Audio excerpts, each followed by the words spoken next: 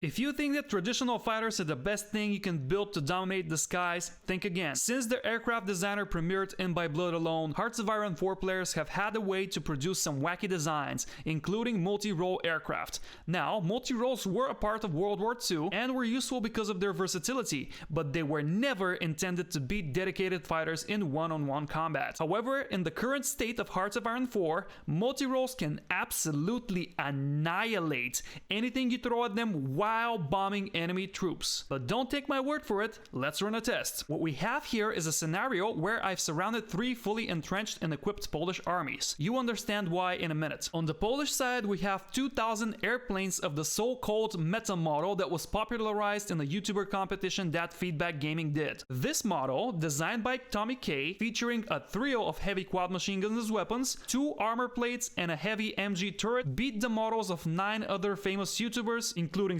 71 Cloak, Dankus Memekus, Toror, and others. In other words, it's a very solid plane, and I've even made it better by substituting one of the armor plates with self-sealing fuel tanks, which add 2 extra air defense and increase the fighter's range by 10%, as each armor plate reduces it by that much. These fighters have the light aircraft designer that adds 10% to both agility and top speed. The Polish also have the full operational integrity path unlocked. This is traditionally considered as the best doctrine for winning the air war, plus centralized control as an air spirit, which adds to fighter detection and to mission efficiency, and air crew surveys, which reduces the chance of air accidents. On the German side, we have a multi-role model that has dual heavy machine guns as weapons and a single rocket rails armament, which is researched with the 1940 rocket arty tech. This one adds to ground attack without reducing the fighter's agility while they do close air support. In our first test, the Germans will also have the light aircraft designer and the same air spirits and doctrine. To give the Polish an extra boost so detection is equalized, I've also added 3 level 4 radar stations and included the air superiority minister that gives their fighters a further little boost. So,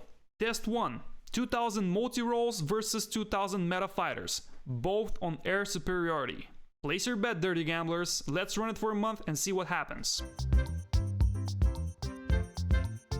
If you bet on the meta fighter in this scenario, you'd be right. We can see that when all else is equal, the dedicated fighters do much better than these multi-roles because of the extra heavy machine guns and better defensive modules. But let's see what happens when we switch things up. In test number 2, the multi-roles will be set to perform close air support, and we're going to switch our doctrine to battlefield support. We won't even research the whole thing, just up to hunt and destroy. Finally, we'll change the air spirit to continuous strike. Now, for close air support to work, we need to have active ground battles, and this was the reason I surrounded the Polish armies. Now we'll attack them with force attacks so the Germans can stay in battle for longer, and we'll see how the multi-roles will do against the fighters. Place your bets again. Keep in mind that I will need to constantly add command power so we can continue the force attack. That's why I'm typing CP in the console all the time, in case you're wondering. I'm not even sure if the German divisions will have enough strength to last the entire month, but enough time should elapse to give us a conclusive answer.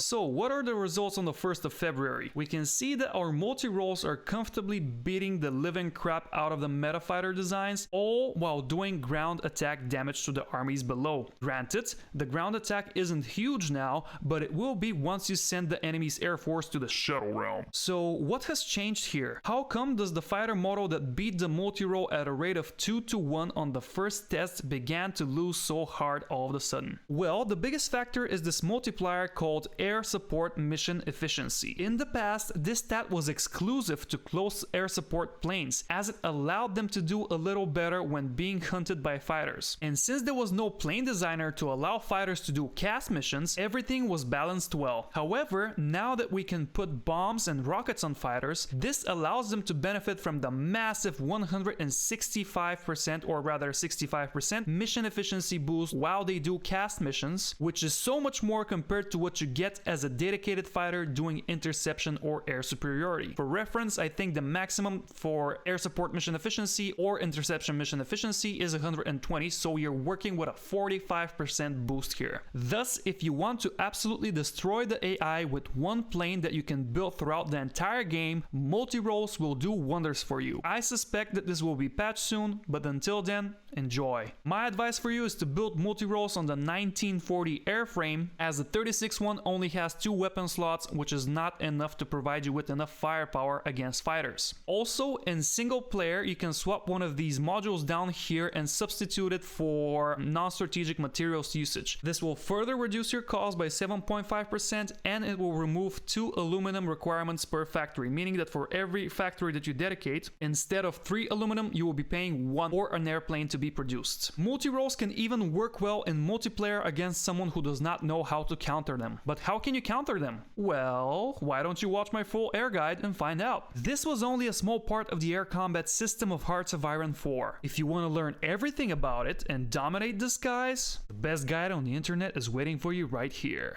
Watch it or Sally the Salamander gets it. It's a fake one. Don't worry, just watch the video.